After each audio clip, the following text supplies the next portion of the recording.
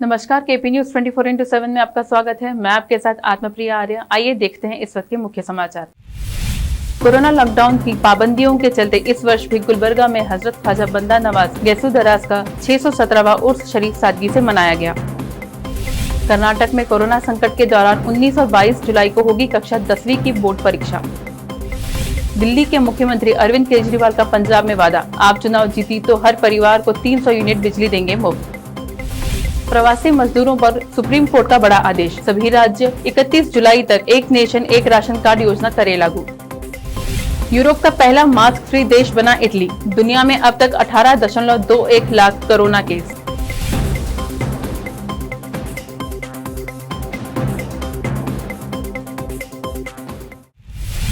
अब समाचार विस्तार से। कर्नाटक राज्य के गुलबर्गा शहर में स्थित दक्कन की एक प्रसिद्ध दरगाह हजरत ख्वाजा बंदा नवाज गैसू दराज का 617वां उर्स शरीफ बहुत ही सादगी से मनाया गया। दरगाह के सज्जादा नशीन डॉक्टर खुसरो हुसैनी ने देश में कोरोना वायरस के प्रकोप की दूसरी लहर के खिलाफ एहतियाती कदम उठाने और दरगाह को जनता के लिए जारी दिशा निर्देशों के कारण इस साल सीमित पैमाने पर हजरत ख्वाजा बंदा नवाज गैसू दराज का उर्स शरीफ मनाया। इस बीच पिछले वर्ष की तरह इस वर्ष भी प्राचीन परंपरा के अनुसार ऐतिहासिक प्रिय गुलशन से न तो संदल मुबारक का जुलूस निकाला गया और न ही प्रसिद्ध औद्योगिक प्रदर्शनी ख्वाजा बाजार के आयोजन की अनुमति दी गई। इस मौके पर महबूब बंदा नवाजी तहसीन खान कवाल ने मुबारक बाशीद का पाठ किया। फातिहा ख्वानी के साथ समा खत्म हुई।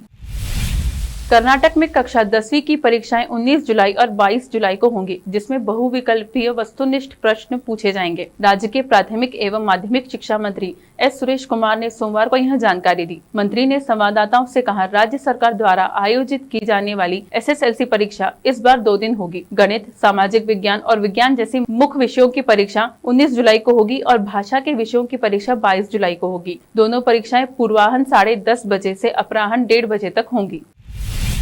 पंजाब में होने वाले विधानसभा चुनाव के लिए आम आदमी पार्टी पूरा जोर लगा रही है। आप संयोजक और दिल्ली के सीएम अरविंद केजरीवाल ने मंगलवार को एक प्रेस कॉन्फ्रेंस में कहा कि यदि आप पंजाब विधानसभा चुनाव में जीती तो हर परिवार के लिए 300 यूनिट तक बिजली फ्री दी जाएगी। गौरतलब है कि पंजाब में अगले वर्ष विधानसभा चुनाव होने हैं। ऐसे में राज्य में राजनीतिक सरगर्मियां धीरे धीरे तेज होती जा रही है। राज्य में सत्तारूढ़ कांग्रेस के सामने आम आदमी पार्टी और शिरोमणि अकाली दल चुनौती पेश कर रहे हैं। अकाली दल का बीजेपी के साथ गठबंधन टूट चुका है और इस बार वह बहुजन समाज पार्टी के साथ गठजोड़ कर चुनाव मैदान में उतरेगी। आम आदमी पार्टी को भी पंजाब में ताकत माना जा रहा है।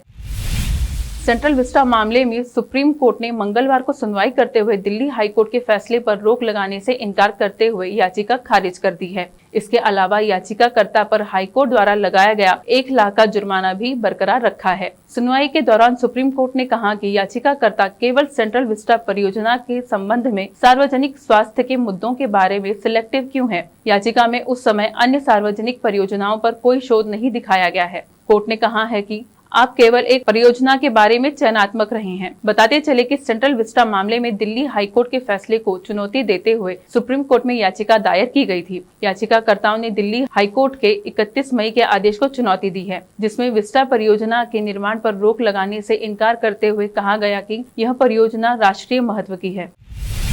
कहा जाता है कि बुरा वक्त ही रिश्तों की सच्ची पहचान कराता है। कोविड-19 महामारी इस लिहाज से हर किसी का टेस्ट ले रही है। मुंबई स्थित पूर्व पत्रकार इकबाल ममदानी इस कठिन वक्त में कोरोना महामारी के दौरान जान गंवाने वाले मरीजों के अंतिम संस्कार के लिए आगे आए हैं। इसकी शुरुआत अपने ही समुदाय के शवों के साथ हुई, लेकिन बाद में इकबाल ने जरूरत को देखते हुए हर धर्म के लोगों के शवों का अंतिम संस्कार करना शुरू कर दिया। 51 वर्ष के इकबाल अब एक तरह से लावारिस शवों के मुक्तिदाता बन गए हैं। वे और उनके साथी अब तक मुंबई में करीब 1400 शवों का अंतिम संस्कार कर चुके हैं। इसमें से लगभग 800 हिंदू हैं और 600 मुस्लिम। प्रवासी मजदूरों को लेकर सुप्रीम कोर्ट ने बड़ा आदेश देते हुए कहा कि सभी राज्य जुलाई 2021 तक 1 नेशन 1 राशन कार्ड योजना लागू करें। इसके साथ ही केंद्र को राज्यों को अतिरिक्त अनाज आवंटित करने का निर्देश देते हुए कहा है कि राज्यों को प्रवासियों को सूखा राशन वितरण के लिए एक योजना लानी चाहिए। राज्यों को प्रवासी श्रमिकों के लिए महामारी के अंत तक सामुदायिक रसोई चलानी चाहिए। आदेश में यह भी कहा गया है कि केंद्र सरकार और राज्य सरकारें असंगठित क्षेत्रों के मजदूरों समेत सभी प्रवासी मजदूरों का पंजीकरण का काम 31 जुलाई 2021 तक पूरा करे। सुप्रीम कोर्ट ने कहा कि राज्य, संघ राज्य क्षेत्र सभी ठेकेदारों को यथाशीघ्र पंजीकृत करे और श्रमिकों का पंजीकरण सुनिश्चित करे। राज्य व्यक्तियों के लिए सामुदायिक रसोई स्थापित करेंगे और सभी योजनाएं कम से कम इस महामारी के जारी रहने तक जारी रहेंगी। सभी राज्य फ्री राशन बांटने की योजनाएं बनाएं। अब वक्त एक छोटे से ब्रेक का। देश और दुनिया भर की खबरों के लिए देखते रहिए आपका अपना टीवी चैनल केपी न्यूज़ 24/7।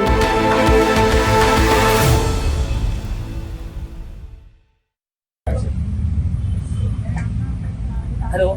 हाँ, अरे मेरी बातचीत हो गई यार खान साहब से। तुम बार बार फोन करने का मकसद ही नहीं है। छोड़ दो, तुमको पूरे सर्वर नंबर मालूम है। आओ भाई, हमारे पास 6 से 6 है।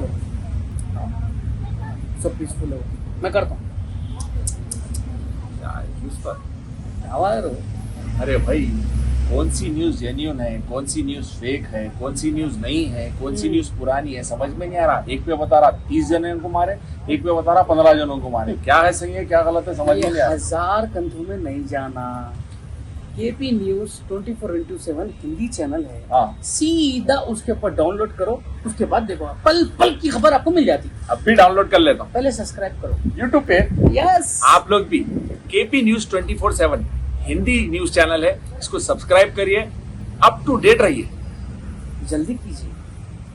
केपी चैनल के निर्देशक और नूर शिक्षण संस्थान के अध्यक्ष मोहम्मद अयाज खान ने एक बार फिर आगे आकर जरूरतमंदों की तरफ मदद का हाथ बढ़ाया। राज्य में अप्रैल माह से लॉकडाउन की स्थिति बनते हुए अब जब संपूर्ण लॉकडाउन किया गया है, ऐसे में रोज काम करने वालों का रोजगार छिन जाने या अन्य कामकाज बंद रहने से परेशान चल रहे लोगों को अयाज खान ने अपनी ओर से मुफ्त राशन किट वितरण किया। अयाज खान मुसीबत के समय लोगों की मदद के लिए आगे आए हैं। वह हमेशा लोगों के कठिन समय में उनकी किसी न किसी प्रकार से बिना किसी भेदभाव से मदद करते आए हैं। बीदर में लॉकडाउन के शुरू होते ही उन्होंने लोगों को संकट का सामना न करना पड़े, इसलिए राशन किट वितरण किया। शहर में विभिन्न क्षेत्रों में राशन किट वितरण कर रहे हैं। इसके अलावा खान साहब के कॉलेज तक पहुंचे जरूरतमंद लोगों को भी किट दिया जा रहा है। अयाज खान का कहना है कि लॉकडाउन के कारण लोगों में परेशानी और डर है। ऐसे में लोगों का काम काज बंद रहने से कठिनाई का सामना कर रहे लोगों को परेशानी न हो, इसलिए सभी धर्मों के लोगों को यह राशन किट बांटे जा रहे हैं। देश और दुनिया भर की खबरों के लिए देखते रहिए आपका अपना TV channel KP news 24/7।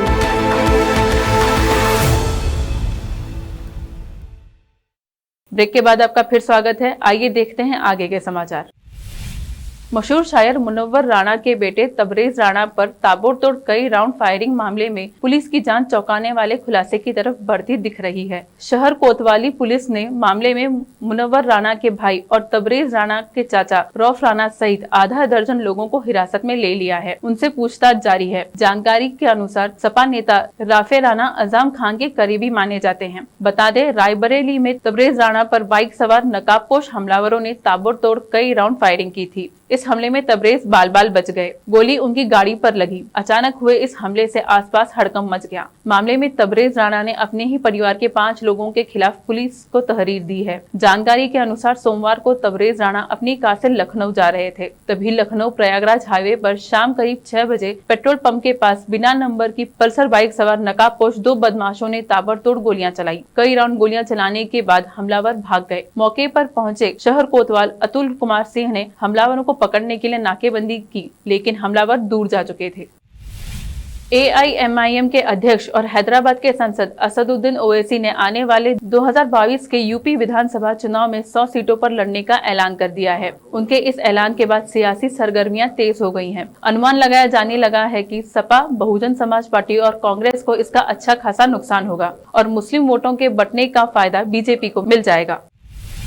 Delhi के सिग्नेचर ब्रिज से कूदकर जान देने का एक वीडियो सामने आया है, जिसे देखकर हर कोई हैरान है। वीडियो में पहले रेलिंग पार कर किनारे पर जाती है, फिर ब्रिज से छलांग लगा देती है। सुसाइड करने वाली लड़की का नाम हिमांशी है। जिस वक्त वह कूद रही थी, उसी वक्त वहां लगे CCTV में यह घटना कैद हो गई। जानकारी के मुताबिक बुराड़ी इलाके में रहने वाली हिमांशी के यमुना में कूदकर जान देने की वजह अभी राज बनी हुई है। इस बीच एक व्हाट्सएप चैट भी सामने आई है, जिसमें वह किसी को कह रही है कि आयुष को बोल देना वह मर गई। करीब आधे घंटे तक वह सिग्नेचर ब्रिज पर फोन से बात करती नजर आई और उसके बाद ब्रिज से छलांग लगाकर जान दे दी।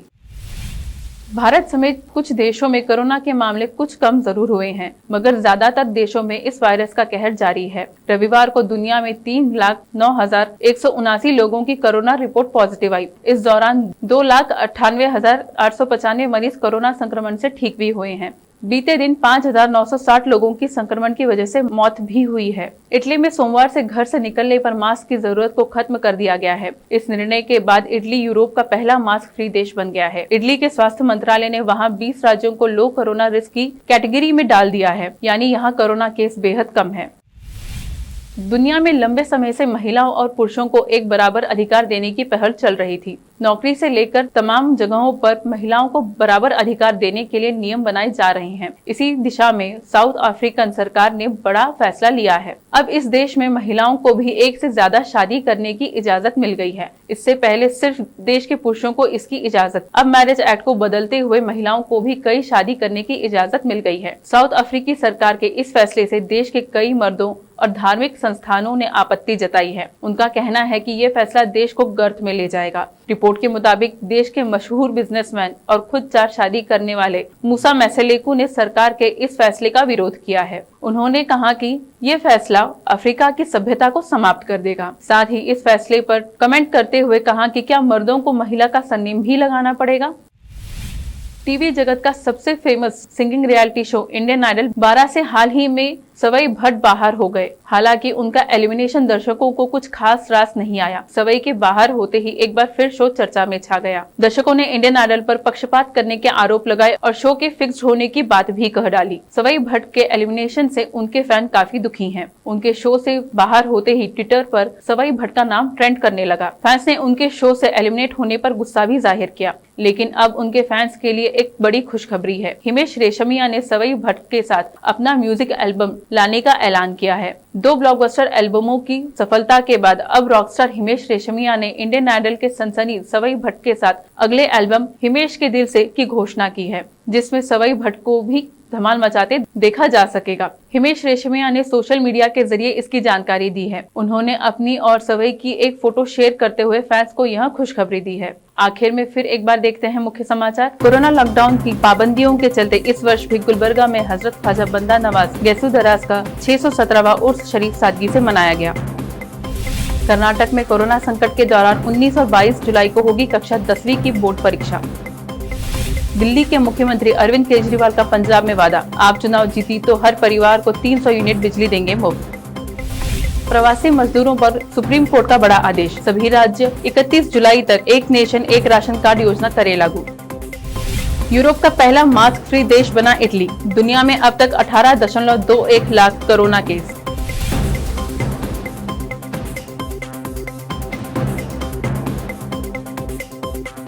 केपी न्यूज में फिलहाल इतना ही। देश प्रदेश के समाचारों के लिए देखते रहिए केपी न्यूज 24/7। धन्यवाद।